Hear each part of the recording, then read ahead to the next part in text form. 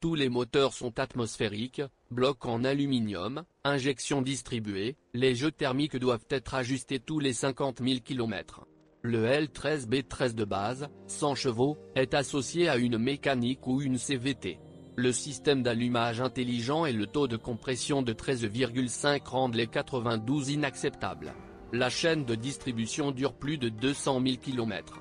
Moteur, environ 250 000 km. Très fiable, mais les pannes de bobines d'allumage non réparables sont courantes. Il y a eu une campagne de rappel de voitures avant 2016. Cela n'a pas affecté notre marché. Le moteur L15B 1.5, 130 chevaux, est structurellement similaire au plus jeune, les mêmes problèmes avec les bobines d'allumage, les 92 est extrêmement indésirable, bien que le taux de compression soit inférieur, 11,5. Le kilométrage de 300 000 km est réaliste. La version hybride représente plus d'un tiers de l'offre du jeu. Il exploite un moteur essence 1,5, LEB, de 110 chevaux associé à un moteur électrique de 30 chevaux. Une unité de batterie intelligente, IPU, peut propulser une voiture sans l'aide d'un moteur à combustion interne. Pèse 42 kg. Situé sous le plancher du coffre.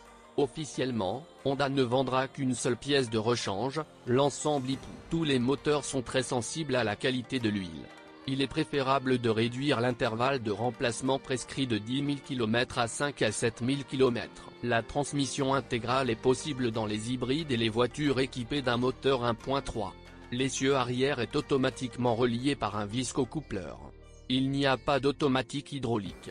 La transmission manuelle est l'option la plus fiable et la plus ingénieuse, mais elle est si rare qu'on en a assez de chercher, 10 d'entre elles pour tout le pays. Plus de la moitié de l'offre comprend des options de conception propres à Honda en 3 versions, pour différents moteurs et types de transmission.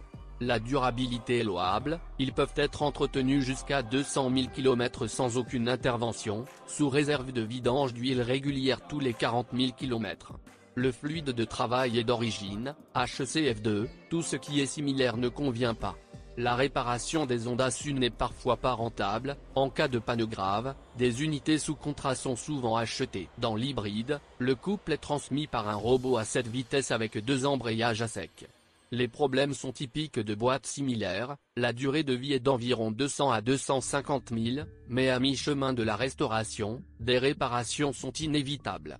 C'est aussi très cher, parfois le robot est remplacé. Avec un variateur contractuel, une telle modification est possible. La suspension est rigide et tremble, ce qui affecte la durée de vie de nombreux éléments.